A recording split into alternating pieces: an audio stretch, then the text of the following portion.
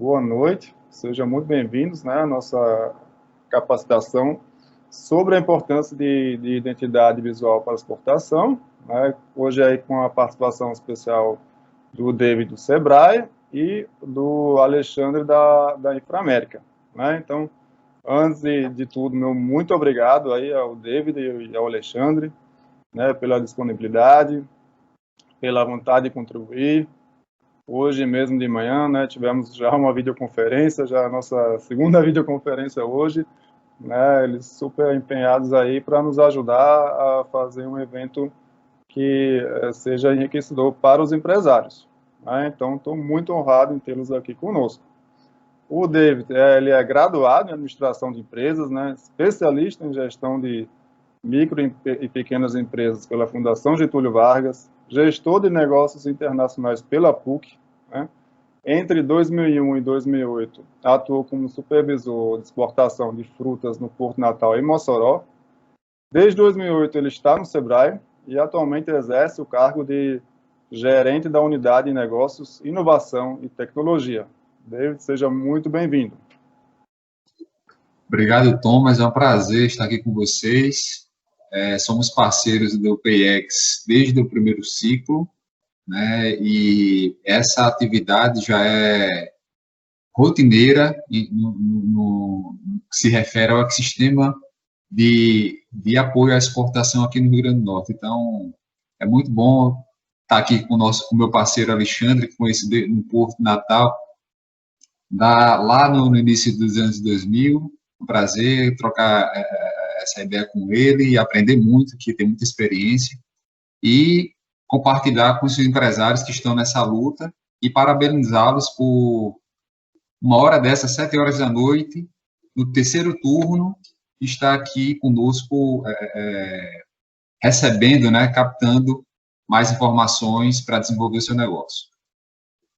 Até o momento oportuno, né, de agradecer aí a parceria do Sebrae com o PX, né, como você falou, né, desde o primeiro ciclo, estamos aqui no segundo ciclo no Rio Grande do Norte, então muito obrigado. Também temos aqui, né, o Alexandre, que é graduado em Comércio Exterior com MBA em Gestão Empresarial. Ele atua nas áreas de comércio e logística internacional há 17 anos, então um bom tempo aí, né? Tanto o David quanto o Alexandre têm uma vasta experiência. É despachante aduaneiro com atividades nos portos de Natal, Suape, e nos aeroportos de Natal, Recife e Fortaleza, com vasta experiência em logística marítima e aérea com um agenciamento de cargas internacionais. Atualmente ele atua como gestor do terminal de cargas do aeroporto de Natal, é membro do comitê do Plano Nacional de Cultura Exportadora e também do comitê consultivo do PX. Alexandre, seja muito bem-vindo. Obrigado, Thomas. Boa noite aí a todos. Assim como o David, faço minha aí as palavras do David. Agradeço pelo convite, não só do Thomas e do João aí com relação ao PayEx, mas também do David pela indicação. Como o David falou aí, são águas passadas, né? A gente já se conhece desde o início do século. Até a gente brincou ontem conversando, dizendo que na época que o cabelo do David não era branco, né? Ainda era preto, né? Ele até cortou o cabelo, acho, para esconder. Exatamente, assim. Mas, cara, é um prazer poder estar aqui com vocês, poder estar contribuindo aí, ajudando os empresários, ajudando aqueles que pretendem ingressar no mercado internacional, né? E é muito bom poder falar de Comex, né? Quando eu ingressei lá em 2003, eu fazia engenharia elétrica e depois que eu comecei a frequentar o porto de Natal e mexer com RE, DDE e tudo mais e entrar nos navios, eu vi aquilo como uma oportunidade de seguir uma carreira e desde então nunca mais larguei. É realmente uma área que eu tenho paixão. Todo mundo que anda comigo, que está no meu convívio, sabe disso. E é um privilégio, não só participar do segundo ciclo do PayEx também, assim como o David. Lá no primeiro também a gente participou de algumas palestras e sempre dando esse apoio. mas poder atuar na área de Comex é muito gratificante, é muito bacana. E ter trabalhado tanto no porto como no aeroporto e ter atacado todas essas áreas ao longo desse tempo é mais gratificante ainda. Sou bastante feliz hoje com o aeroporto, com aquilo que eu faço, e estou aqui para somar com vocês, espero poder contribuir aí bastante com esse tema de hoje. E, Alexandre, eu estou cada vez mais tranquilo, porque, além de você, Thomas, João, a Shannon aqui acabou de entrar, a Laís, enfim, tem uma série de especialistas aqui, que caso surja alguma dúvida, a gente não fica sem resposta, né? A gente chama aqui os universitários e responde a pergunta para a gente. Inclusive, se os empresários puderem colocar aqui no chat o nome da empresa e a localização da mesma, para que a gente entenda quais são as empresas presentes, enfim, até para direcionar algum exemplo, ajuda bastante, tá? Pois é, até a gente ficou muito feliz com essa, né, combinação aí de convidados, né, de ter uma pessoa do Sebrae e da Inframérica, né? Vocês até brincaram, né, que já se conhece desde a da época do Thundercats, né? Época muito boa. Lá em 2003, eu acho que eu tinha 8 anos de idade, né? Agora eu tô com 20, 25, então foi quando eu comecei a ingressar na área. Bacana, bacana. Né? Gente, então, eu acho muito boa a ideia, né, do David, de cada empresário colocar aí, né, o nome da empresa no chat. Eu acho que ajuda muito a gente organizar um pouquinho o nosso bate-papo hoje. Por enquanto, eu vou pedir aos empresários, né, que façam gentileza para a gente evitar aí uma possível microfonia, uma queda de internet, né, de chegar ao limite da banda da internet, de manter a câmera e os microfones desligados, né. Acho que isso ajuda um pouquinho aí a gente controlar a tecnologia, né. Caso tenha alguma dúvida, né, e seria bem interessante que os empresários também registrassem no chat, porque a gente pode abordar essas dúvidas com o maior prazer aí no final, ou até durante a apresentação, né, para conversar um pouco sobre as dúvidas de vocês. Estamos aqui para isso, né. Então, gostaria de prosseguir, né? Eu acho que o nosso tema hoje é a identidade visual, né? Tenho total certeza que a maioria dos empresários, né, compreende muito bem essa questão da identidade visual para o mercado interno, né? Todos nós sabemos da extrema importância que é esse assunto para o mercado interno. Porém, né, a gente tem que se perguntar como podemos trabalhar essa questão no mercado externo. Quais são as variáveis adicionais, né, que precisamos observar e trabalhar para que a identidade visual da empresa contribua para o sucesso da empresa no comércio exterior. Então, várias outras variáveis vão se abrindo aí.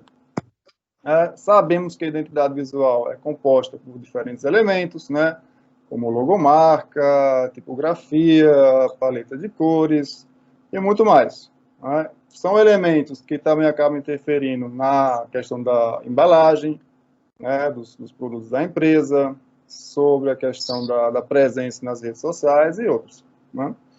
Então, isso aí já nos leva a outros assuntos, né, como a questão da embalagem, né, que por sua vez também impacta questões de transportes, né, armazenagem, logística.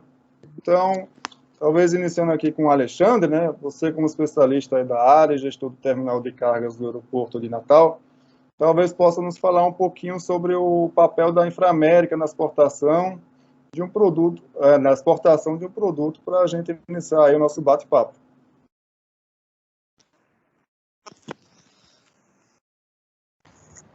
Ótimo, Thomas. Vamos lá.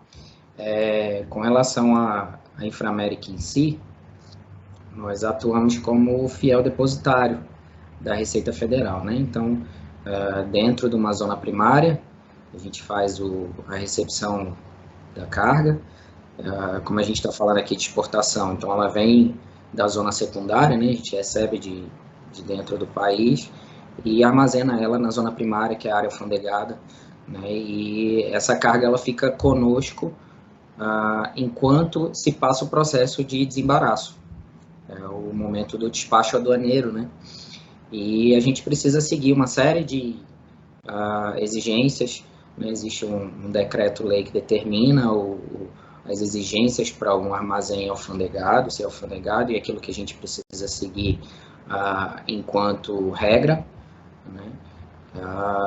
E além disso, a gente tem também a parte de infraestrutura, que é exatamente para poder armazenar todo tipo de produto. Então, não só a gente atende os níveis de segurança, a capacidade de manuseio e tudo mais, mas também a gente atende especificidades diferentes de carga, né? Então, a gente tem, por exemplo, câmaras frias para poder acondicionar produto perecível, a gente tem container refrigerado, a gente tem locais para armazenamento de produto perigoso, de artigo perigoso, né? E uma série de outros pontos aí que a gente pode colocar ao longo do nosso papo aí hoje, né? Então, eu diria que hoje o papel da Inframérica é o quê? É guardar a carga, armazenar ela enquanto se passa pelo processo do despacho aduaneiro, né? Que pode ter somente a anuência submeter à Receita Federal, mas ele pode ter órgãos anuentes envolvidos, né? Como é o caso da vocação do Estado aí com fruta e pescado, que você tem a anuência do MAPA, por exemplo, né? Então, não só o processo ele é submetido à Receita, mas ele também sofre intervenção do MAPA, através de certificação, de verificação da carga e tudo mais. Então, é um local lá seguro, com controle, entrada e saída de pessoas, controle de acesso de veículos, câmera, segurança 24 horas, e os outros pontos aí correlatos com relação à infraestrutura, que eu já citei alguns aí. Então, só por aí a gente já tem noção que a complexidade é bem maior do que se imaginaria, né? Ou se imaginaria uma pessoa que não costuma ter contato com esse universo, né? Aí, você também, né, quando a gente se falou na videoconferência prévia, né, você até trouxe algum caso também da questão do transporte, né?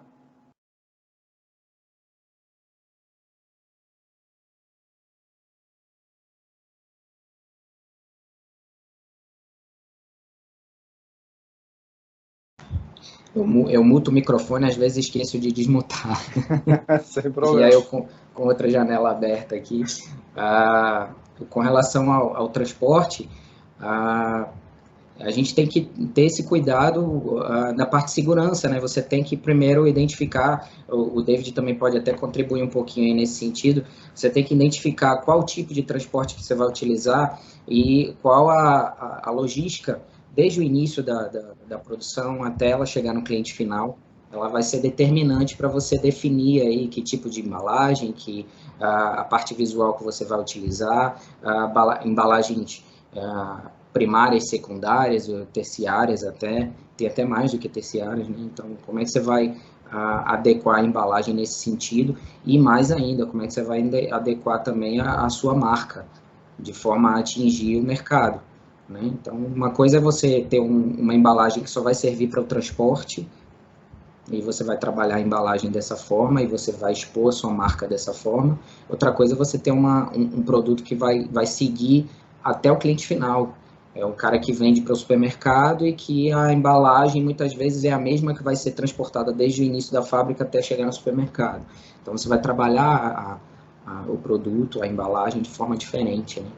Então, o transporte ele é determinante para que você possa definir aí o que você vai fazer. David, quer complementar aí? Sim, com certeza, Alexandre. Além desses cuidados que o empresário tem que ter, alguns pontos que você salientou são importantes, que a partir do momento que você trabalha com um distribuidor ou um processador de frutas, se for o caso, ele vai exigir uma estrutura diferente de embalagem para que ele consiga executar seu trabalho, né, otimizando custos. Lembrando que embalagem, identidade visual, está relacionada a custos e faturamento. Você vai investir para atingir aquele objetivo, para faturar mais ou para diminuir custos. Então, nós temos cases, né, que a gente vai ver durante aqui a palestra, onde o empresário ele investe na identidade visual do produto para aumentar seu faturamento, da mesma maneira que ele otimiza o investimento em embalagens para diminuir custos. Então, tudo isso de acordo com o seu canal, de acordo com o seu consumidor. Então, isso que a gente vai detalhar durante a palestra. Alexandre, eu não estou vendo a sua apresentação. Você já está compartilhando? Não, ainda não coloquei não. Beleza. Como o Thomas começou a fazer algumas perguntas, a gente depois pode agregar aí a apresentação, mas pode. O Thomas que está conduzindo aí. Não, mas fique muito à vontade. Se quiser colocar a apresentação, eu acho que é um bom momento. Então vamos lá. Eu vou compartilhar a tela aqui, aí vocês me confirmam aí se está aparecendo, certo? Perfeito.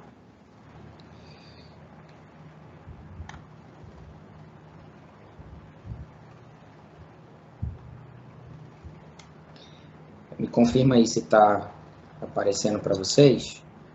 Perfeito, Wilson. Perfeitamente. Pronto. Você quer falar alguma coisa? Quer que eu dê sequência? David? Pode ficar à vontade, amigo. Então vamos lá, a gente vai trocando bola aqui durante o papo.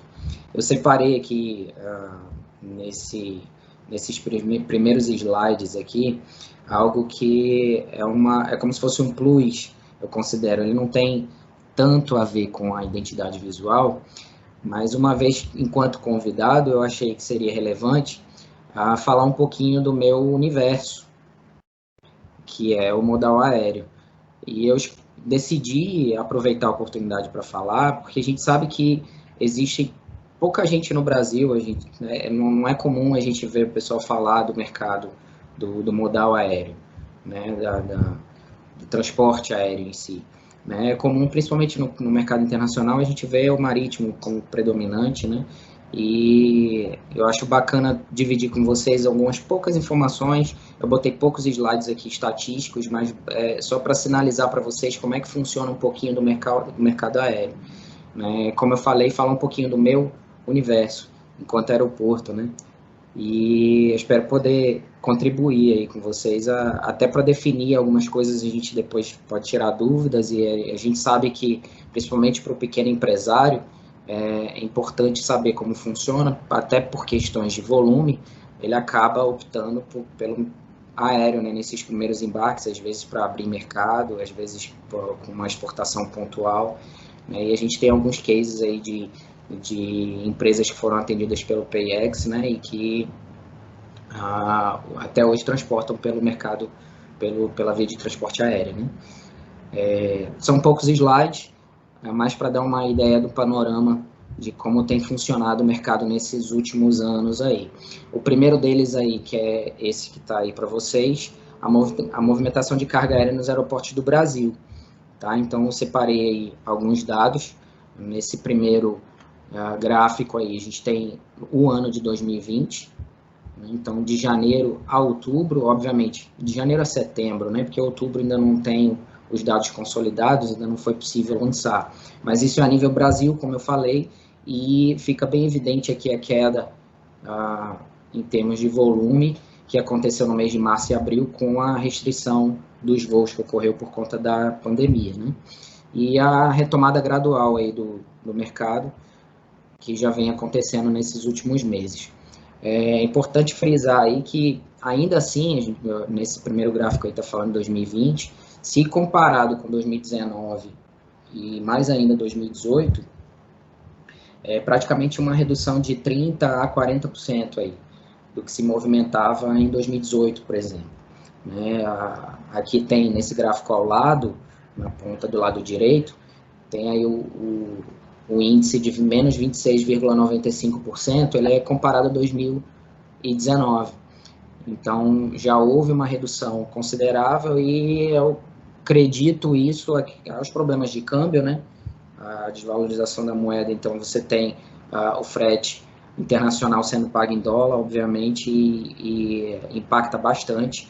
O mercado aéreo, ele tem um frete que é caro, e é caro por conta da oferta pequena de volume, né? A gente tem somente os aviões para transportar, não é um navio, e a questão do nível de serviço, ele é ágil, né? Então ele tem pouco espaço e ele é muito rápido, então por isso ele acaba sendo caro. E nessas horas de crise, de redução do PIB, que a gente tem visto aí como 2019, aconteceu em 2019 e agora em 2020, bem forte, o mercado de carga aérea, ele sofre impacto, né? E ele reduziu bastante, não só por conta da pandemia, porque em 2019 a gente já via essa retração, tá? E isso fica bem evidente no gráfico da parte de baixo, em que há uma evolução de 2005 a 2020, né? A gente tem a taxa de crescimento, em 2005 lá é o primeiro que está citado, em termos percentuais, aí, há 2 pontos aqui que são relevantes, um deles de 2009 para 2010, onde houve o pico por conta da crise de 2009, né? Então, obviamente, o mercado retraiu e logo em seguida ele retomou, e a demanda retraída fez com que o mercado aéreo ficasse bem aquecido em 2010. Né? E de lá para cá, ele estagnou até que em 2018 ele teve um pico. Né? E aí, em 2019 teve a queda, como eu falei, mercado internacional ele caiu como um todo por conta da crise, a redução do PIB e tudo mais, e agora em 2020 com a pandemia, certo? Se vocês tiverem alguma pergunta, pode me interromper, viu? Pode falar. Exatamente isso, amigo. A senhora Tamar aqui no chat está perguntando a diferença assim, de preço do transporte marítimo para o aéreo. Você tem uma noção, assim, só para informar para ela? Isso é muito, muito relativo, tá? Se eu passar uma cifra aqui, eu estaria sendo muito discrepante, porque, assim, depende do local, depende do tipo de carga, depende das dimensões da carga. O modal aéreo ele é completamente oposto ao marítimo, no que diz respeito a itens para você fazer, compor esse frete. Né? Então, no modal aéreo, a gente não tem o container como no marítimo. No marítimo, você cobra um frete no container, se você encheu 10% dele ou 100%, você vai cobrar o frete do container. Já no aéreo, não, é por volume, tem por dimensão, né? A gente tem a parte da cubagem, incidente, e, obviamente, dependendo do peso, você tem faixas de tarifas de frete, que elas vão baixando, conforme você vai aumentando o volume e o peso, você vai conseguindo tarifas menores, e essa tarifa ela é drasticamente reduzida acima de 1 tonelada. Então, você tem, para embarcar uma caixa de 50 quilos e de 1 tonelada, o valor do frete é completamente diferente. E, além disso, tem, como eu falei, a distância. Então, você tem, muitas vezes, um valor de frete marítimo que ele é semelhante de você mandar para Roterdã ou mandar para Tilbury, na Inglaterra, e no frete aéreo você tem tarifas de frete que são diferentes de você mandar para Paris e mandar para Espanha, por exemplo, para Madrid. Depende da companhia aérea, depende do fluxo que você vai ter. Então, se fosse para chutar, eu diria pelo menos umas 15 vezes diferente, tá? Em termos de um para o outro. Mas é como eu falei, é muito relativo. A gente precisa avaliar vários pontos aí para chegar nesse valor. A dica que eu dou tem que cotar. Você tem que ver o que você vai embarcar, fazer um levantamento de volume, dimensões, qual o aeroporto de destino e procurar um agente de cargas que possa te responder isso. É super simples. Você tendo esses dados em mãos, né, de quantidade, dimensões e volume, é super simples de te passar o valor do frete. Basta entrar em contato com a agente de cargas, a gente está aqui para ajudar também, tenho N contatos, como eu trabalhei com agenciamento de carga também, fiz isso durante um tempo, então a gente tem condições de ajudar, o David também. Se for marítimo, aéreo, a gente tem esses contatos aí. Enquanto PIEX e como comitê consultivo, a gente consegue ajudar. Respondida? Eu acho que respondeu sim. O Tamayo, que fez a pergunta, agradeceu aqui. Inclusive, no final da apresentação, a gente pode disponibilizar o contato de vocês, né? Claro, claro. E aí, dando sequência aqui a essa evolução, como eu falei, houve essa redução aqui em 2019, e nesse último gráfico aqui, mais à direita, na parte inferior, eu coloquei 3 frutas, né? A gente, como vocação do modal aéreo, a gente tem o produto perecível como embarque, na parte de exportação, né? A fruta.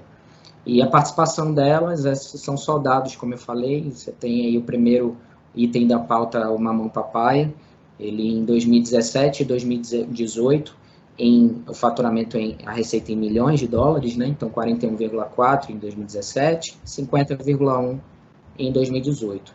O volume também, 39 mil toneladas e 42 mil toneladas movimentadas em 2018. E aí os outros itens aí, que é a manga, com metade do que se movimentava o mamão, e o figo também presente aí na pauta, mas não tão expressivo. A gente tem aí o carro-chefe como o mamão e a manga, né? São essencialmente produtos que têm maturação mais rápida. O mamão estraga muito rápido, né?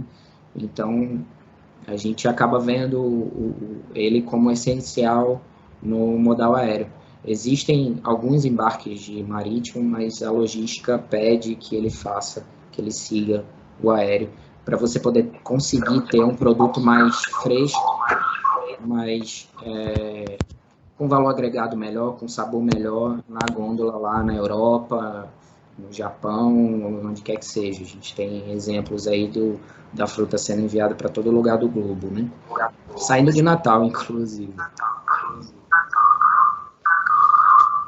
Vamos seguir aqui para... Opa, perdão. Uma vez que eu falei aqui do mercado brasileiro, né, ou seja, nacional, na parte de aéreo, falar um pouquinho do aeroporto de São Gonçalo, aeroporto de Natal. Então, é onde eu resido lá desde 2014, e a gente tem aí a movimentação de carga internacional e doméstica nesse primeiro gráfico aí, a evolução de 2014 a 2020. É engraçado a gente ver aí, engraçado não, é curioso a gente ver a evolução da carga internacional que ocorreu de 2014 para 2019. Eu diria até 2018, porque em 2019 houve uma ligeira queda por conta da mudança da aeronave da TAP. A gente teve alguns problemas de movimentação, dificuldade de escoamento. Mas em 2018 a gente bateu um pico aí. E é interessante a gente ver a evolução desde 2014, né? Está exatamente no quadro mais abaixo aí. Em 2014, 1.750 toneladas embarcadas de carga internacional, né? E você tem aí 2018 fechando com 9.060, uma evolução de 418%. O que explica isso? Primeiro, fazendo um comparativo, e é inevitável comparar com Augusto Severo, o aumento de infraestrutura, o que se disponibiliza com equipamento aeroportuário hoje lá em São Gonçalo, né, enquanto aeroporto privado, ele é completamente diferente do que se tinha no Augusto Severo. Tá? Então, é um terminal de cargas maior, mais moderno, com maior capacidade de processamento de cargas, com 7 câmaras frias para poder acondicionar os produtos, com 4 contêineres refrigerados, com área para armazenamento de produto de artigo perigoso, como eu já até citei, e a parte comercial também falando de forma mais pujante, de forma mais agressiva, eu diria, né? Então, a gente conseguiu atrair o cargueiro da Lufthansa, por exemplo, né? A gente conseguiu atrair negócios como a primeira exportação de melão para o Japão do país, que seguiu através do aeroporto de Natal. A gente conseguiu viabilizar as primeiras exportações de cachaça para a Alemanha. O David vai falar um pouquinho aí também, passou pelo aeroporto.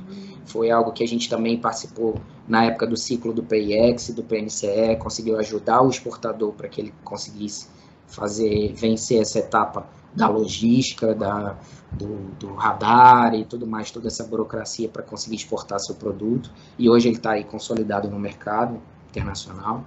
Então, tudo isso eu acredito como um fator positivo para favorecer esse crescimento, né? E aí, nesse último gráfico aí que tem no lado inferior direito, algumas taxas de evolução, de crescimento de 2017 para 2018.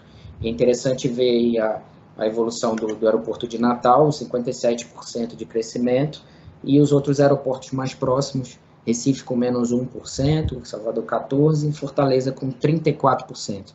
Então, fica evidente aí o nosso crescimento.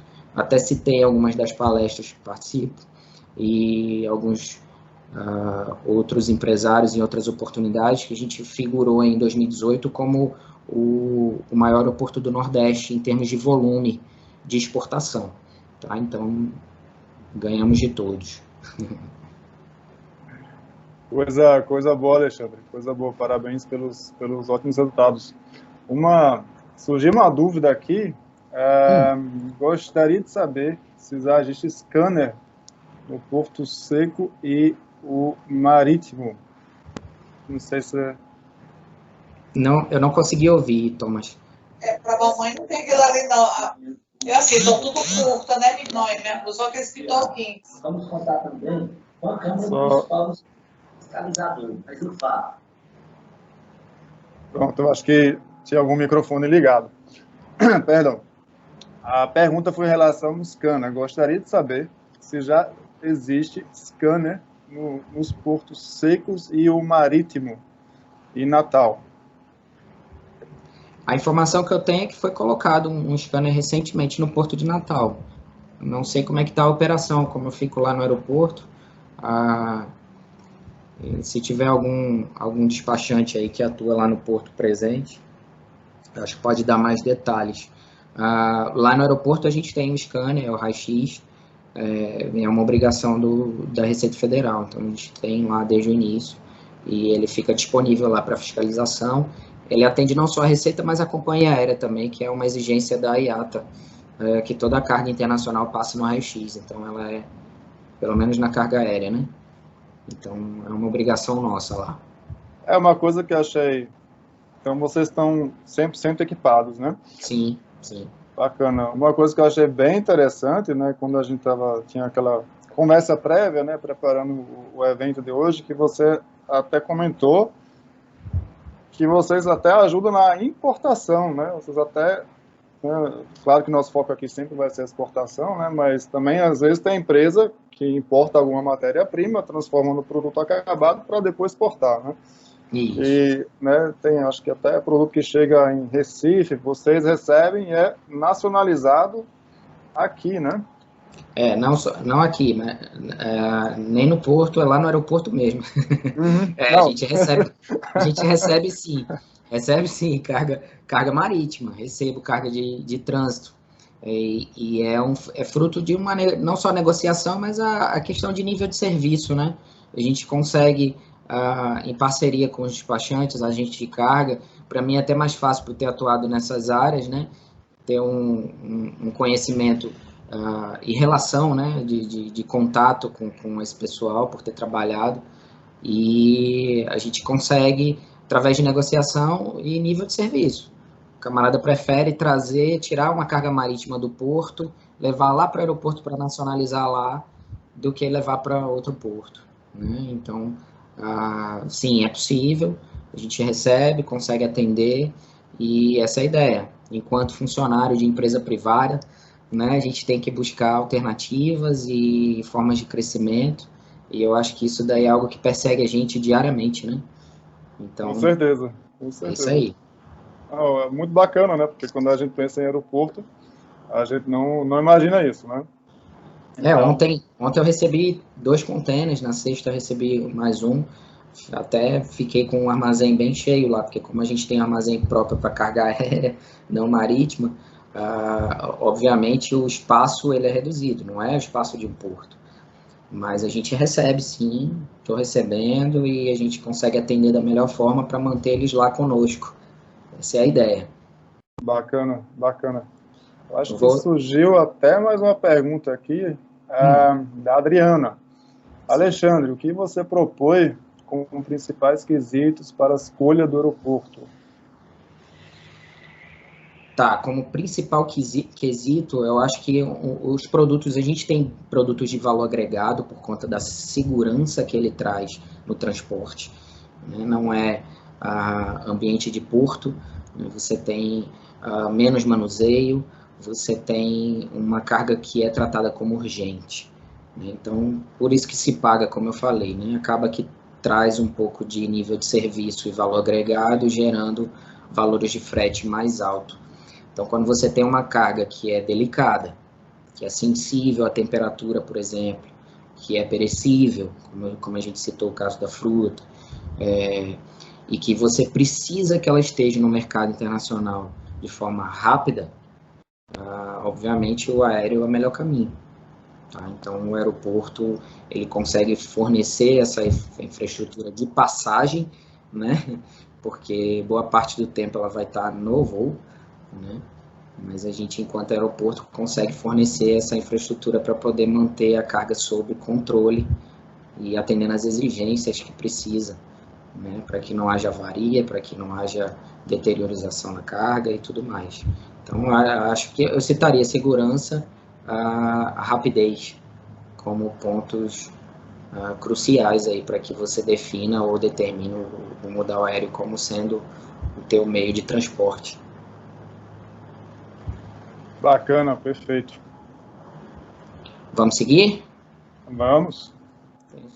As 2 slides aqui também são curiosidades. O primeiro deles aí, a questão do volume das exportações brasileiras por modalidade de transporte em 2018. Então, você tem os modais aí, fica bem evidente a participação do marítimo como principal, e os outros, o aéreo, lá está em penúltimo, né? Com 1.655 frente a 454 mil toneladas, né? Então, é uma diferença gigantesca em termos de volume. Obviamente, no navio você tem mais oferta de espaço.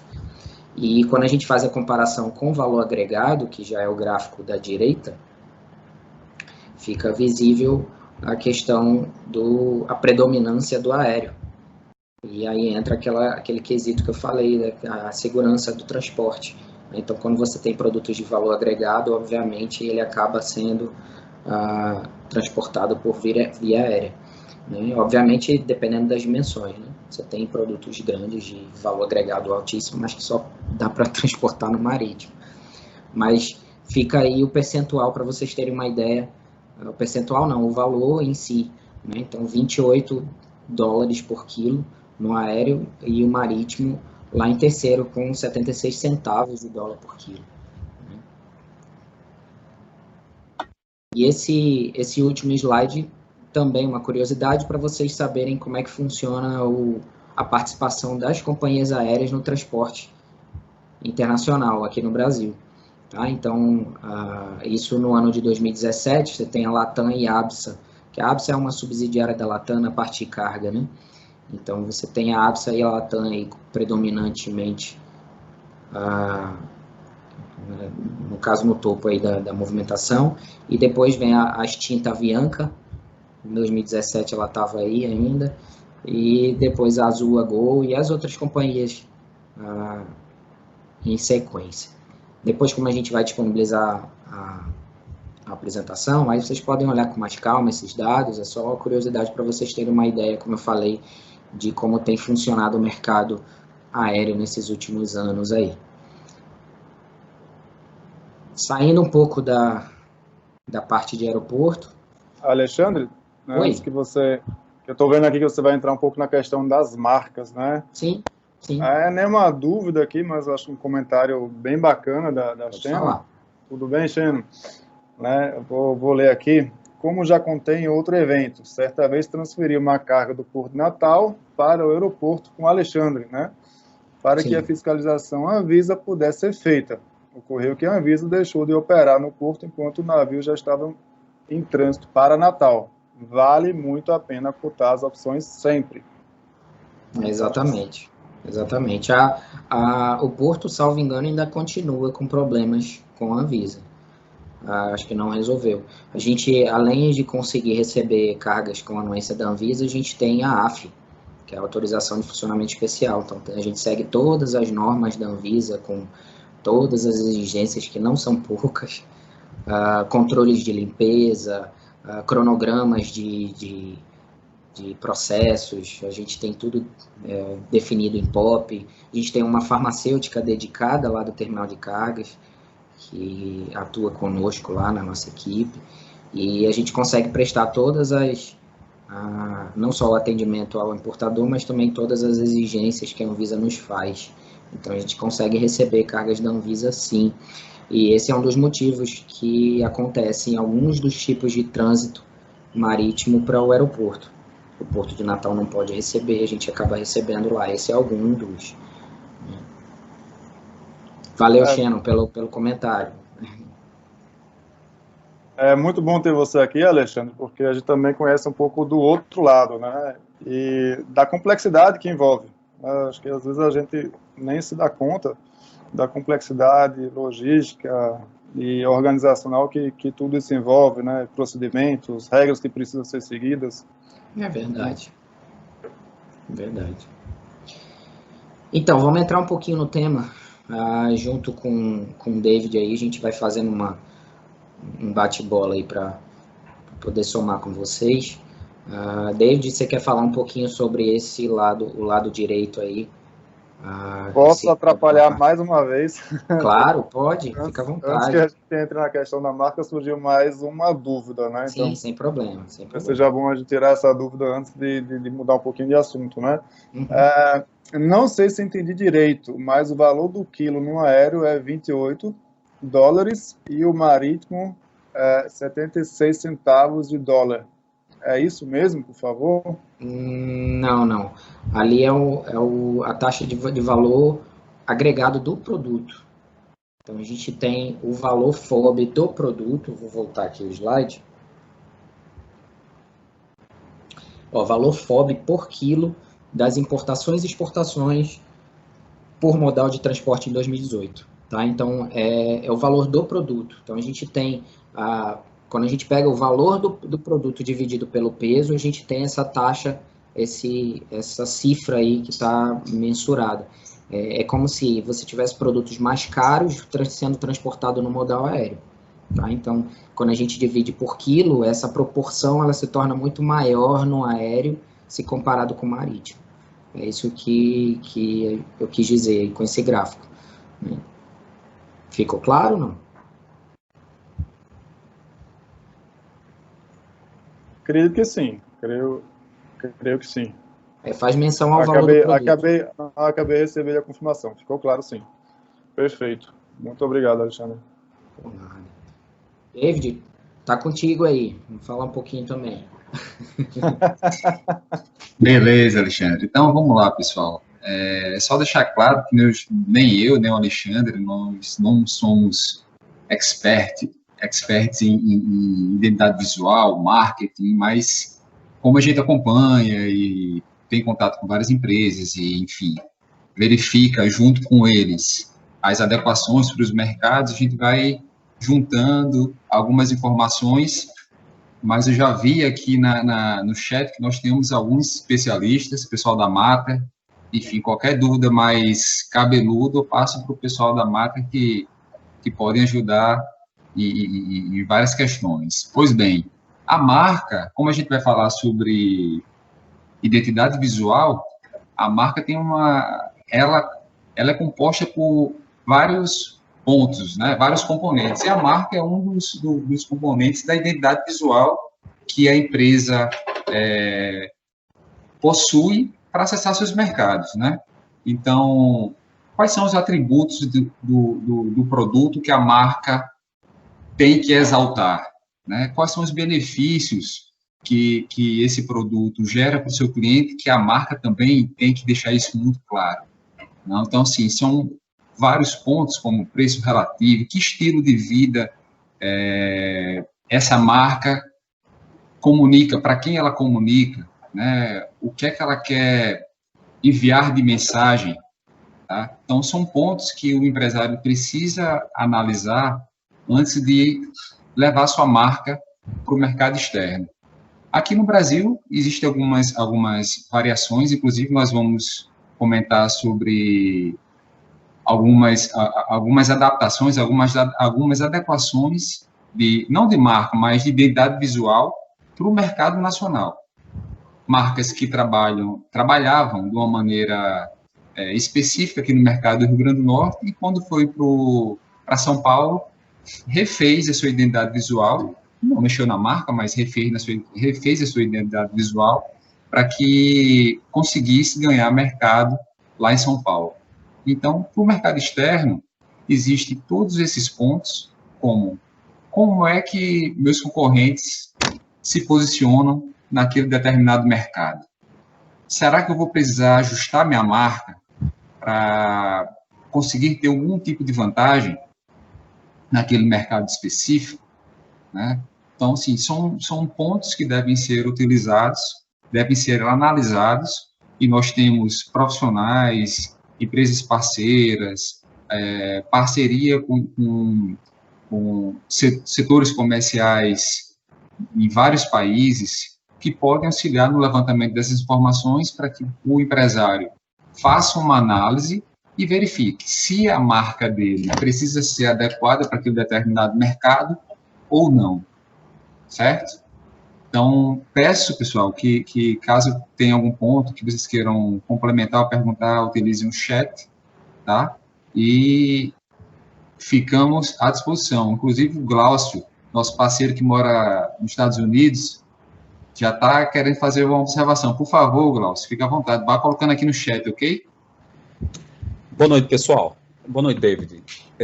Até sendo meio objetivo, é tão importante esse ponto que você está tocando, que eu tenho conta aqui há 4 anos no Amazon, e um dos meus primeiros atos aqui foi justamente fazer o registro de marcas.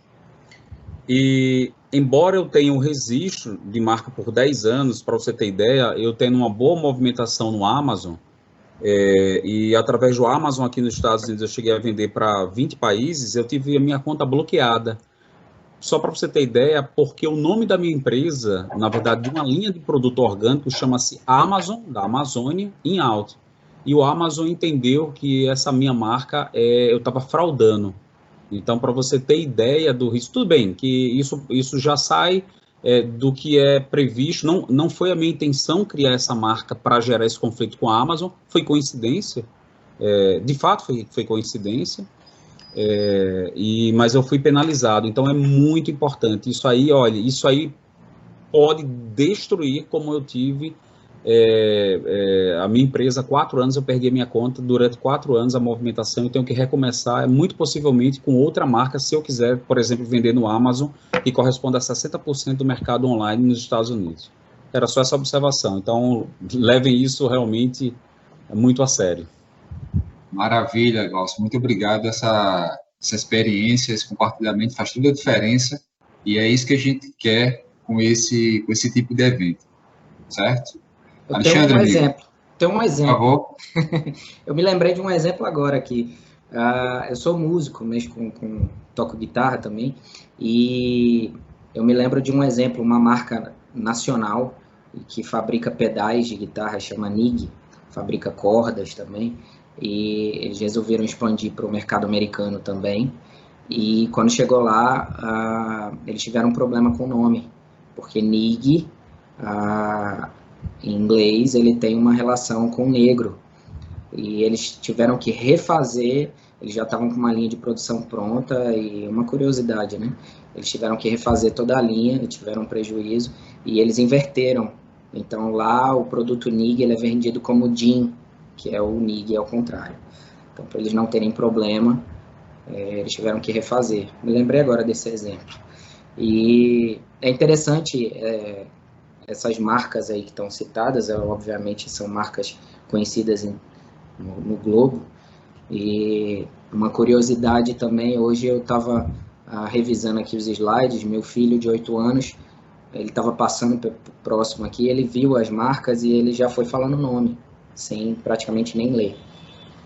Então, aliás, mesmo que ele quisesse ler, ele não ia conseguir saber nomes como Netflix, que não tem nome aí, nomes como a Apple, o M do McDonald's. né? Então, a importância e a relevância de uma marca para atrair o cliente e se consolidar no mercado.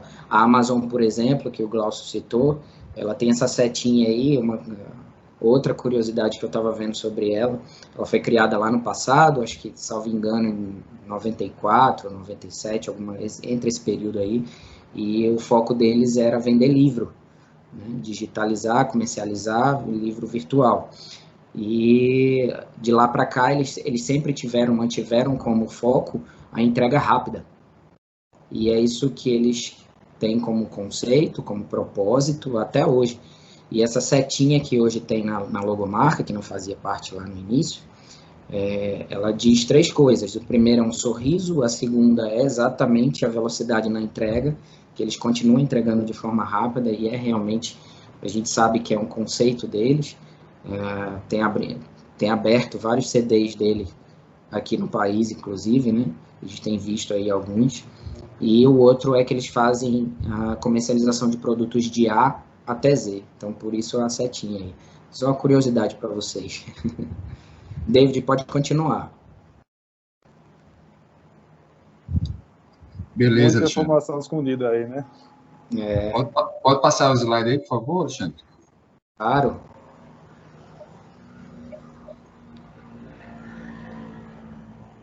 Bom, deixa eu falar um pouquinho, o David vai complementar. Nesse caso aqui, eu escolhi um exportador, uma fazenda próxima da gente aqui, fica na Paraíba, no município de Mamanguape. É de um conhecido, conheço demais o dono, Roberto Júnior, e eu tomei a liberdade de puxar o site dele e colocar aqui como exemplo para vocês. Alguém de vocês, ou a maioria, acredito que já tenha visto as frutas da Docimel nos supermercados daqui do estado, né? O Nordestão, Carrefour, essa marca Docimel é exatamente deles lá, a Fazenda Santa Terezinha. Então ele criou 2 marcas, uma para o mercado interno e ele criou essa outra marca aí, a Frutana, que ela é usada no mercado externo. E é interessante ver como uma simples embalagem, uma simples caixa de papelão, que é usada somente para transporte, a gente pode entender dessa forma. Ela é adaptada com uma logomarca, com cores, com nomes, com etiquetas na fruta, por exemplo, que você acaba trazendo valor agregado ao produto. No caso do mamão, a gente encontra em algumas frutas um selozinho by Air.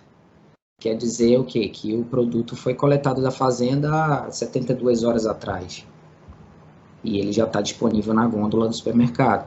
Né? De transporte aéreo são no máximo 2 dias. Então, 2 dias que eu digo desde a saída da fazenda, chegar no aeroporto, liberar com a receita, embarcar, chegar lá no destino, ir para o centro de distribuição até ir para a gôndola do supermercado. São 72 horas, eu diria. Então, o mamão que ele tem uma vida útil curta em média 7 dias, né? 7 a 14 dias, dependendo da qualidade do produto. Então, o próprio selo Bayer indica que o produto foi coletado há pouco tempo e ele tem uma qualidade maior, ou seja, ele foi colhido mais próximo da sua maturação. Então, é um produto mais doce, ele tem um valor agregado. E a caixa, a embalagem, ele é responsável por sinalizar isso para o cliente também. Né? Você tem essas redinhas aí protegendo o mamão, para não bater um no outro e amassar, estragar a fruta. Tem essa caixa mais escura, preta aí do abacaxi, a forma como ele é disponibilizado para o cliente. Vocês percebem que tem uma mudança visual do que antes seria só uma caixa, uma caixa de plástico ou de papelão com uma fruta dentro. Acaba trazendo valor agregado nisso, né? Exatamente, Alexandre. Outro ponto interessante é que aqui a gente consegue visualizar a imensidão do assunto identidade visual. Você consegue, dentro dessa identidade visual da Frutana, você tem a marca que ele mudou, da Frutas Docimel, já é outra marca.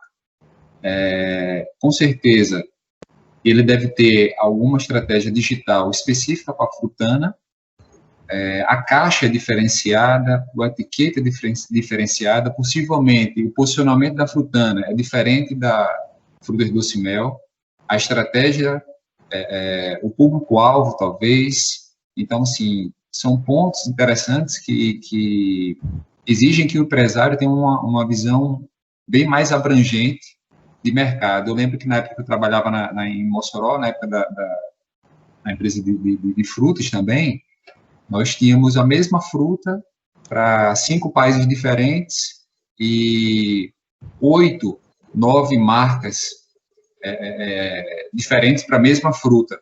Então, assim, como cada cliente, como característica de cada mercado influenciam na identidade visual. E essa identidade visual vai desde da etiqueta, da caixa, até o site, até a estratégia de mídias sociais. Então, tudo isso deve andar de maneira integrada e com uma estratégia muito bem feita. Então, é por isso que é interessante fazer essa análise e ter uma estratégia muito bem definida para que você possa ajustar a sua identidade visual para aquele mercado específico.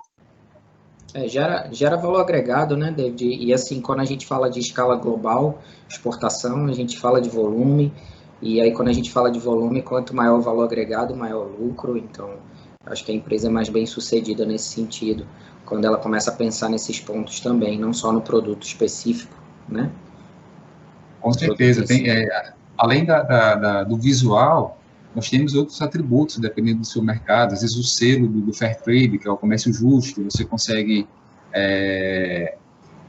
vender para um mercado que paga mais, porque ele sabe da importância desse selo, que esse selo impacta na comunidade onde essa fruta é produzida, esse produto é produzido. Então, tudo isso faz parte de uma estratégia de acesso a mercados e está aliado com essa questão da identidade visual. Às vezes, uma etiqueta faz toda a diferença para uma empresa. Isso aí. David, talvez contribuindo também um pouco com um exemplo, uma técnica do PX, né? Estava atendendo uma empresa, né? O produto estava vendendo muito bem no mercado local, o empresário queria exportar, e esse produto foi levado a feiras internacionais, né? E o produto foi muito elogiado lá fora, né? Só que a questão era a embalagem, né? A embalagem não era a embalagem certa para aqueles mercados, né? E o empresário não queria mudar a embalagem, né? Aí chegou a filmar nas feiras, né? As pessoas comentando a questão da embalagem, mostrou essas filmagens para o empresário, né? E aí ele mudou a embalagem e em seguida conseguiu fechar 3 contratos, né? Então, uma coisa que a gente acha que é um detalhe, na verdade é de extrema importância. Com certeza, é muito importante, faz toda a diferença. Pode passar o slide, Tino. Eu coloquei aqui alguns exemplos práticos. Essas fotos aí foram tiradas semana passada. São embarques de pescado, também é outra vocação lá do aeroporto com relação a escoamento de pescado fresco, né? Mais especificamente o atum e o meca, mas tem também produtos, o peixe em escala menor, que é essa foto do meio aí, são peixe pequeno, né? E todos eles são exportados fresco. Então a gente tem aí níveis de embalagem que não são os da fruta, porque eles são utilizados somente para transporte, né? Então, mas ainda assim há uma preocupação com as indicações de logomarca, com as indicações de manuseio, com as indicações de temperatura, né? E todo um trabalho que é feito para que o transporte em si funcione de forma adequada, né? No caso do pescado, como ele é exportado fresco, se passar 72 horas, muitas vezes o peixe não serve mais, né? Então, ele precisa chegar rápido no mercado externo, e para isso o estudo de embalagem é feito para que o peixe consiga ser acondicionado e consiga se manter fresco durante esse transporte, né? Não só essa embalagem, no caso da caixa de papelão aí, você tem o pescado todo processado aí dentro, mas tem lona plástica, ele tem sacos de gelo, né? E tem a espessura da caixa por conta do tamanho do peixe, ele é feito sob medida, né? Então tem todo um cuidado para poder desenvolver esse produto, que é a embalagem em si, de forma adequada para o transporte. David? Exatamente isso, Alexandre. Pode passar, amigo. Vamos tocar nesse assunto mais para frente. Pronto. Isso aqui eu achei relevante colocar para vocês, diz menção sobre o transporte de artigo perigoso. Muita gente associa o produto perigoso, é engraçado porque quando fala em produto perigoso o pessoal lembra logo de bomba, né? Mas existem uma série de produtos que estão enquadrados como artigo perigoso. E eu posso até citar alguns para vocês que a gente nem imagina, mas que às vezes fazem parte e requerem um cuidado e um estudo. Às vezes você tem que procurar alguém que seja técnico e conheça do processo para que ele possa fazer a adequação na embalagem. Inclusive, existem empresas, que são poucas, que são credenciadas e autorizadas a fabricar a embalagem para transporte de artigo perigoso. Tá? Então, não é qualquer embalagem que serve, seguindo as normas internacionais, né, e as normas locais também. Então, eu coloquei 2 caixinhas de bateria de lítio. Depois, com a apresentação, vocês podem ler esse texto, não vou me alongar, mas ela diz alguns detalhes sobre o transporte de baterias de lítio no modal aéreo, como é que funciona, o que pode, o que não pode. Você tem baterias de celular, como é que eu vou transportar? Existe uma quantidade, um limite que você precisa considerar por embalagem, e dependendo do caso, nem pode transportar no modal aéreo. Tá? Então, existem casos de baterias, por exemplo, de cadeiras de roda motorizada, você não vai conseguir transportar em avião de passageiro, e ela só pode ser transportada em cargueiro, e vai ter alguns produtos que nenhum dos dois você vai poder transportar no modal aéreo. Tá? Então, como eu citei a bateria de lítio, mas você tem a parte de cosmético, por exemplo, que também ela se enquadra em um desses artigos aí. O perfume que você utiliza em casa, ele é um produto perigoso, ele contém álcool, ele é inflamável. Então, para transportar em avião, requer uma consulta, toda uma utilização de embalagem, de utilização de etiqueta, e tem umas regras que é complexo, é bem chato, inclusive o assunto é muito técnico, mas que é necessário caso você venha trabalhar com cosmético, por exemplo. O aerosol ele contém um propelente dentro dele, que é altamente inflamável, se pegar fogo, ele pode explodir, isso dentro do avião é fatal, né? Então, você tem toda uma regra e uma necessidade de busca, de entendimento nesse sentido, para que você consiga transportar seu produto de forma adequada. Se você não seguir as regras, muitas vezes você não consegue nem embarcar a carga. Ela é recusada pela companhia aérea. Né? Então, no caso do marítimo, você transportando um produto perigoso, você precisa etiquetar essas mesmas etiquetas aí que são as classes de risco, que elas estão nessa parte superior esquerda aí, o container ele precisa estar sinalizado com essas etiquetas aí. E a regra internacional diz até o tamanho da etiqueta, as dimensões dela. Tá? Então, no modal aéreo também é a mesma coisa. Você tem o tamanho ideal da etiqueta que precisa estar colado na embalagem. Tem toda uma regra. Alguma observação?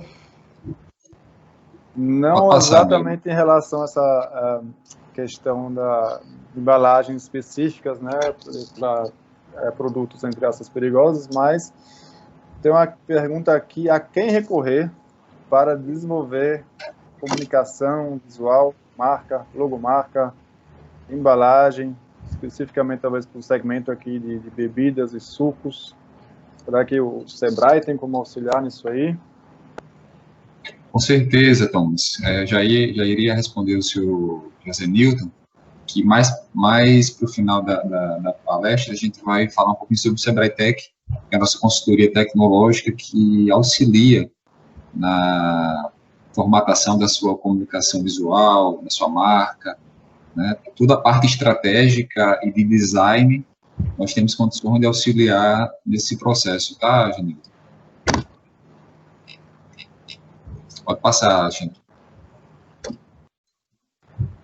Então, entrando um pouquinho mais especificamente em alguns pontos que são de extrema importância nesse processo de definição da identidade visual para o mercado externo, colocamos aqui, o primeiro ponto é qual mercado você pretende trabalhar. É o mercado norte-americano, o mercado europeu, o mercado sul-americano, é o mercado asiático. Que mercado é esse que você pretende trabalhar? Quais são as características desse mercado? Quais são os cuidados que você precisa tomar para que o seu investimento não seja em vão? Então, essa análise, esse investimento inicial, que é basicamente levantamento de informações, é um dos investimentos mais importantes nesse processo, certo? Então, pode passar, Alexandre?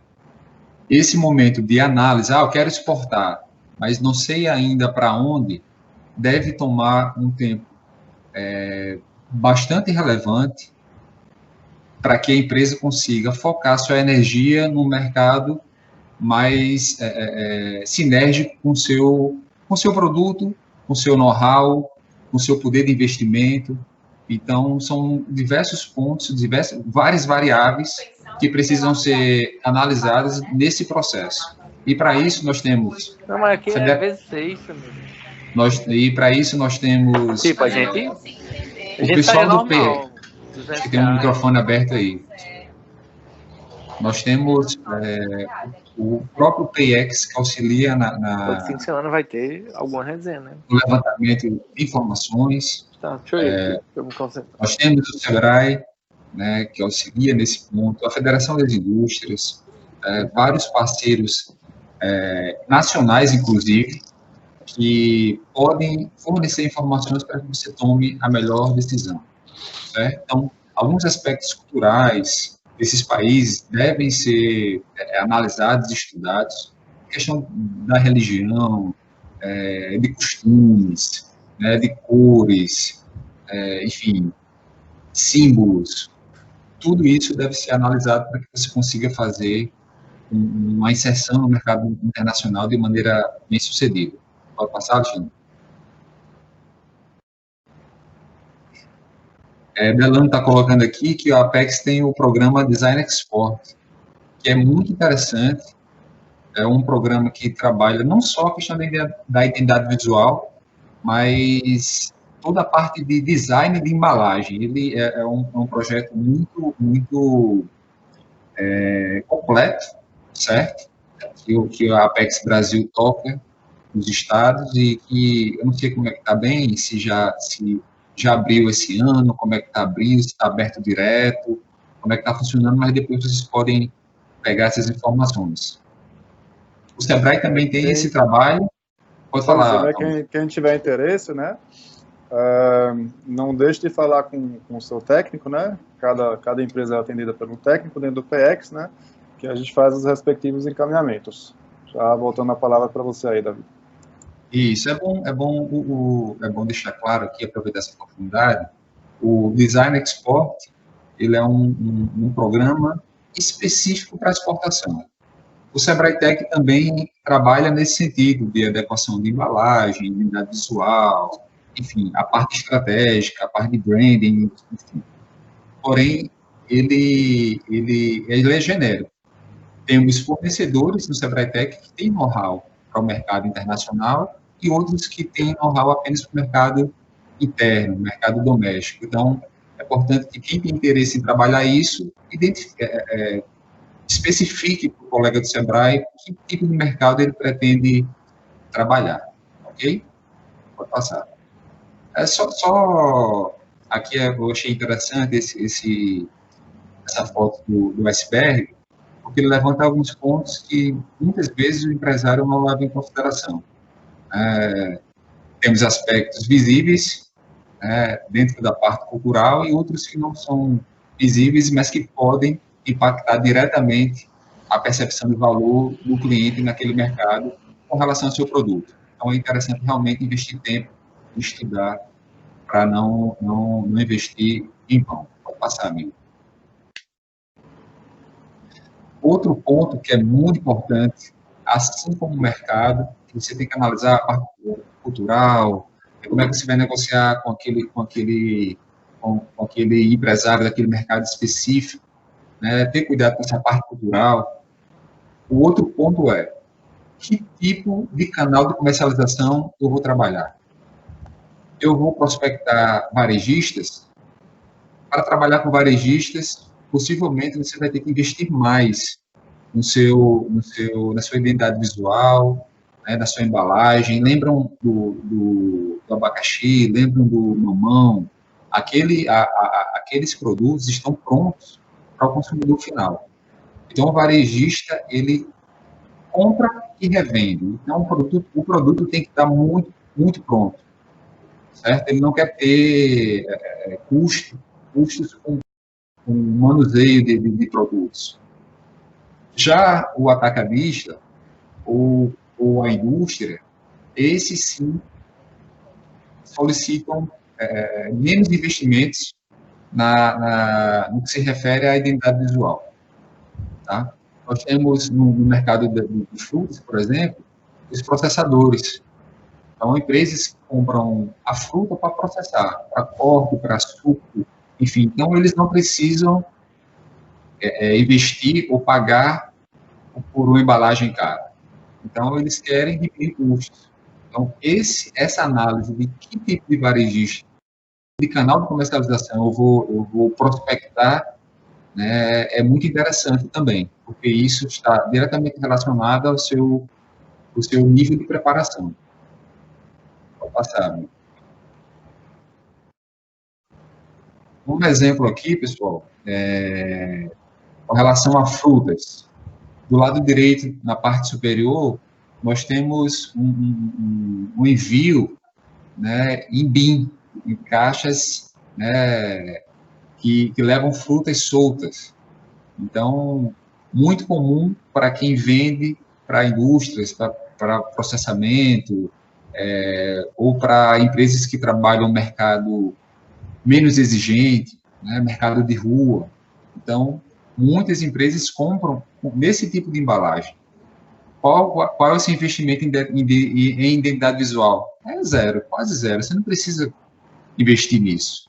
Porém, se você for negociar com um varejista, esse varejista tem um público-alvo diferenciado naquele mercado, ele vai querer que sua identidade visual seja sofisticada, seja bonita, atraente, porque ele vai atender o cliente final, ele precisa vender bem, ele vai cobrar caro, né, por esse produto. Então, é o exemplo do abacaxi aqui do lado esquerdo.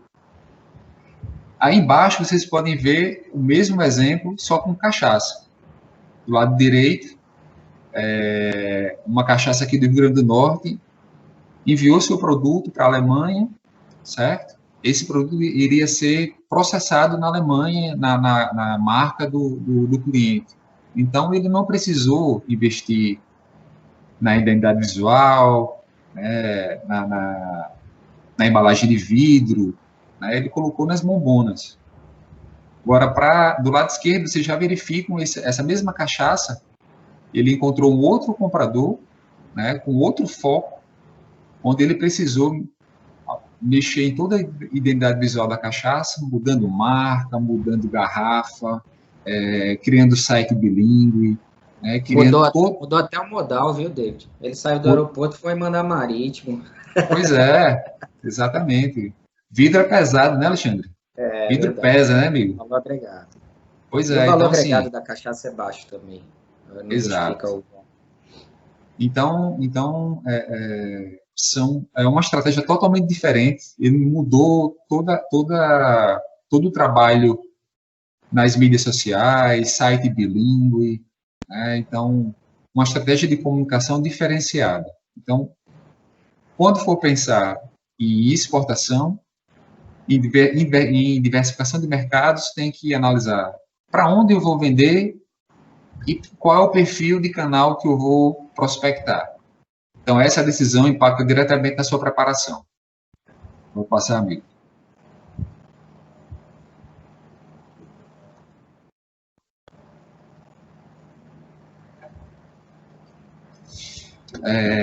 Esse exemplo aqui não é nem para o mercado internacional, pessoal, é para o mercado nacional. Vocês conhecem a Aquacoco, nossa empresa aqui do Rio Grande do Norte. Em 2018, nós trabalhamos um programa chamado Produto Potiguar, onde esse programa tinha como objetivo levar indústrias do RN para o mercado de São Paulo. Então, após uma análise, após um estudo de mercado, ele identificou que para entrar no mercado diferenciado, que é do Italy, do Saint-Marché, em São Paulo, ele precisava mudar, adaptar, adequar o seu produto. Então, ele refez a sua embalagem, né? Refez o seu rótulo, ele saiu de doce de coco para compota de coco, né? Ele mudou as cores, colocou essa capinha e hoje você pode encontrar compota de coco nas prateleiras mais caras de São Paulo. Então, esse é um exemplo nacional de adequação de produto para diversificar o mercado, nesse caso, de doce de coco. Pode passar.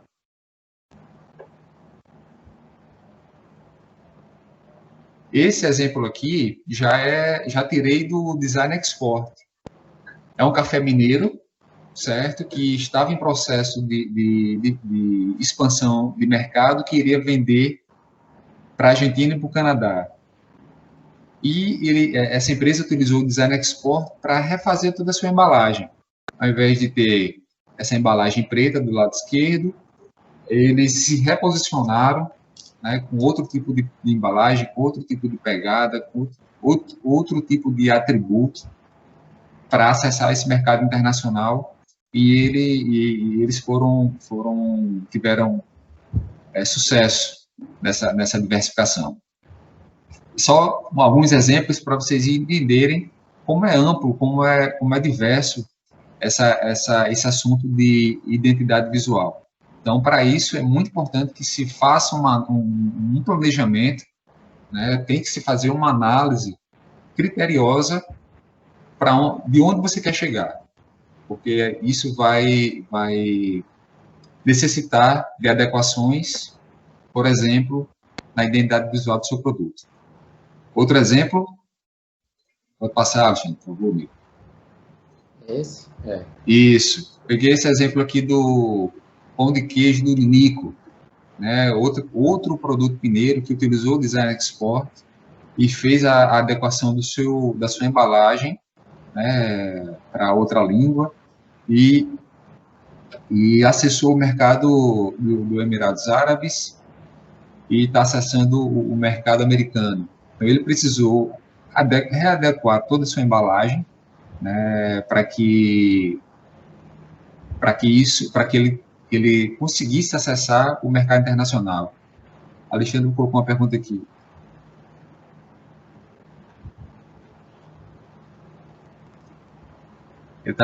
Justamente isso, a identidade visual não é só um desenho. Não, com certeza, a identidade visual é um conjunto de elementos, né? Você pode, inclusive, Alexandre, detalhar um pouquinho mais, você é especialista no assunto, tanto no mercado nacional quanto no mercado internacional, Alexandre da Mata, e pode detalhar um pouquinho mais, porque essa questão da identidade visual ela é muito ampla. Tem muitas variáveis que precisam ser analisadas para que se tenha sucesso, principalmente em mercados diferenciados. Tá, pessoal? Pode passar. E como é que vocês podem fazer para melhorar a identidade visual de vocês? Não se preocupem, não precisam ficar nervosos com relação a esse ponto. Nós temos sim como ajudar. O primeiro ponto é informação. Antes da adequação, é importante vocês terem a informação para que vocês possam tomar a decisão correta. Informações sobre mercados internacionais, eu já falei, vocês podem obter com auxílio do PIEX, com auxílio da Federação das Indústrias, do SEBRAE e de diversos parceiros, para que você consiga direcionar o seu recurso adequado. Pode passar.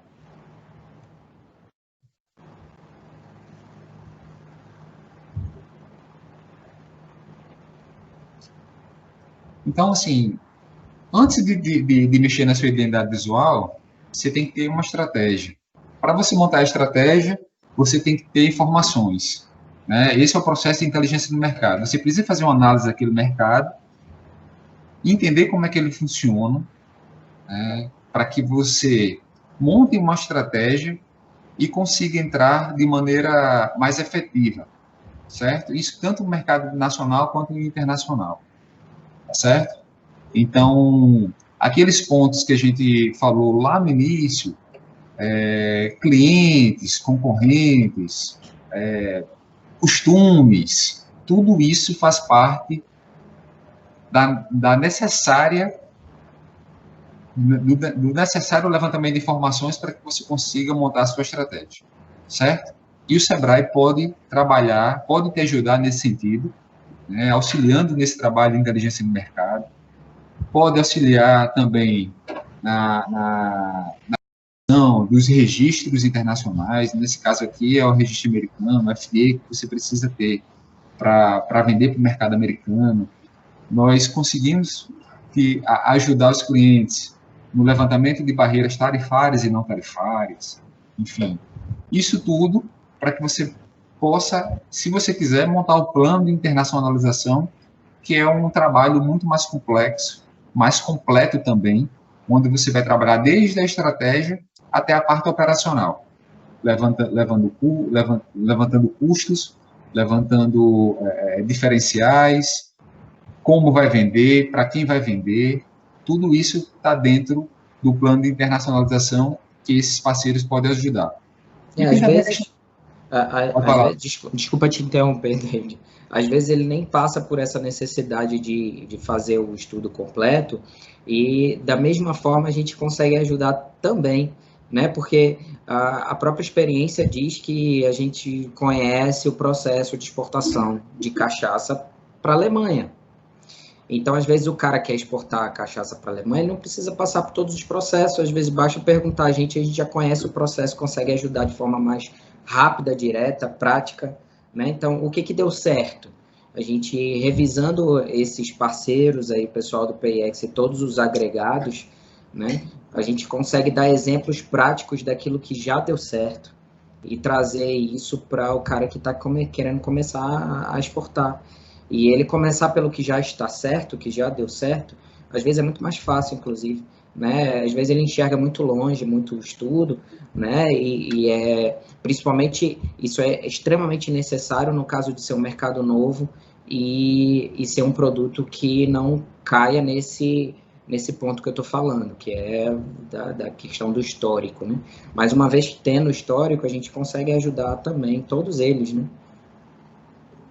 Exatamente. Então, tudo parte de qual o objetivo da empresa. Né? A partir daí, você levanta informações e nós temos como auxiliar em todo o processo para que a empresa alcance aquele objetivo. Pode passar, amigo. Só rapidinho aqui, surgiu uma dúvida em relação ao design sport, né? Só para esclarecer que normalmente não tem edital aberto, certo? E segundo a Apex está acontecendo uma reestruturação desse projeto, tá? Mas nós técnicos, né, do PEX, vamos deixar vocês a paz, né? Os empresários, né, a gente vai informar assim que tiver um novo edital, novas informações, que realmente é um projeto bem bacana e estamos todos aí comprometidos com vocês, empresários, né, de manter vocês informados e atualizados. Então, assim que tiver novidade, a gente vai informar. Maravilha, Thomas. E para quem pretende trabalhar no mercado internacional, ou até o mercado nacional também, tá, pessoal? Nós temos o Sebrae Tech, que é justamente o que eu comentei anteriormente, nossa consultoria tecnológica. Temos uma série de fornecedores especializados nesses temas, inclusive para o mercado internacional. Então, quem não quiser esperar, quem tiver uma demanda já específica, de curto prazo, e queira iniciar o processo, o Sebrae Tech tem totais condições de auxiliar, né, para que vocês atinjam esse objetivo. Então, desde a parte de branding, de planejamento, da sua marca, da sua identidade visual, até a elaboração do manual de identidade visual, o MIV, né, que você vai ter toda a sua identidade visual para todos os seus produtos, sites, e embalagens, e etiquetas, e uniformes, enfim. Ser algo bem completo, até as estratégias de mídias sociais, impulsionamento, sistematização, enfim, tudo isso vocês podem encontrar no Sebrae Tech, na nossa consultoria tecnológica. Ok, pessoal?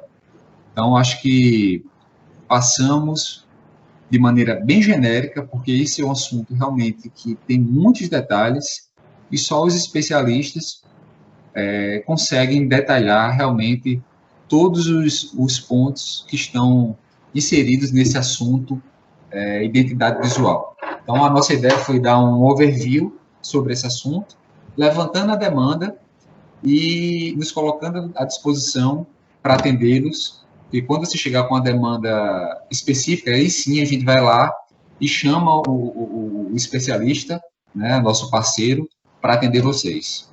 Muito obrigado, fico à disposição. Muito obrigado, David. Muito obrigado, Alexandre. Creio que foi muito enriquecedor, né, a gente ver também como tudo isso aí está interligado, né? Como até modal pode impactar a questão da embalagem, né? Aquele exemplo que você deu, né? A questão de constar que foi aéreo, né? O transporte do mamão. O David, vários exemplos aí de questão da marca e trouxe várias imagens muito interessantes, né? Uma imagem de mais que 1000 palavras, mostrando como a embalagem foi adaptada aí para o mercado internacional, e às vezes não necessariamente mercado internacional, né? Achei interessante que teve até o exemplo de São Paulo, né? Uma embalagem aqui no Rio Grande do Norte e outra lá em São Paulo, né? Então, já dentro do Brasil, diferenças culturais podem impactar esse tipo de questão. Diferenças culturais, níveis em termos de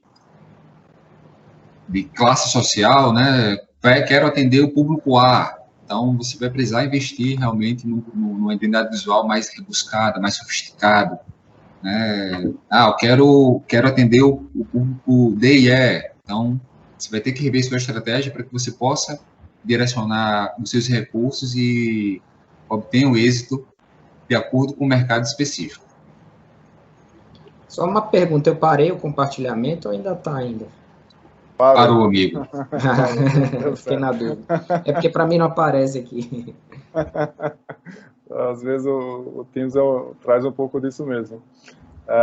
Antes que eu esqueça, né, bem importante, bem legal também seguir, né, o PX nas redes sociais, né, no Instagram, @px.rn.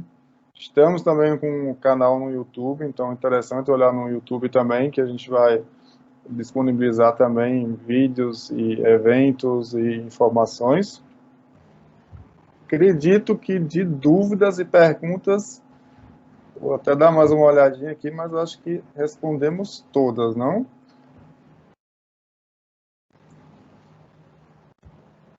Creio que respondemos todos, mas também assim, né? Se surgir uma dúvida depois, né, o PX está à disposição, o Alexandre está à disposição, o David está à disposição.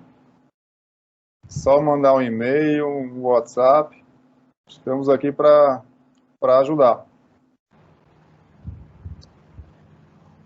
Alexandre e David, mais uma vez, muito obrigado, né?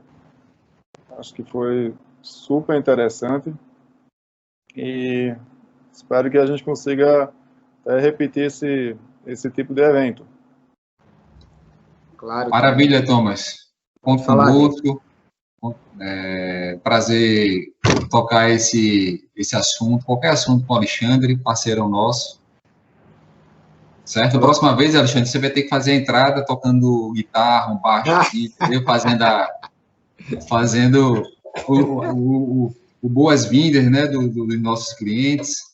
Próximo mês a gente já sabe, viu, Tom? Vamos cobrar isso, né? Vamos cobrar isso. Vai ter trilha sonora, é? Exatamente. Tem que ter, tem que ter. A gente E agradecer a todos do Thundercats, né? O Thundercats também sempre começava com trilha sonora, né? Então,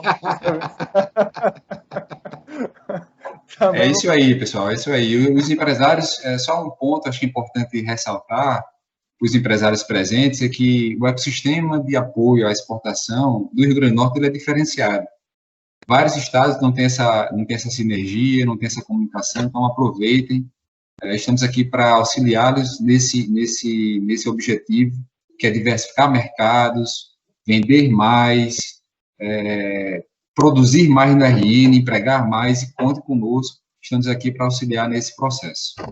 Enquanto aeroporto, aí eu também agradeço pelo convite, não só enquanto aeroporto, mas enquanto Alexandre também, ao David aí pela indicação. É sempre bom a gente poder trocar umas ideias. A gente começou lá no passado, em períodos bem próximos, né, lá no Porto, e de lá para cá a gente vem mantendo contato e se esbarrando aí pela vida do Comex, né, e é sempre bom poder contribuir, falar um pouquinho do nosso universo, né, e a gente está lá à disposição para ajudar vocês. Enquanto aeroporto, como eu estava falando, a gente tem uma presença marcante.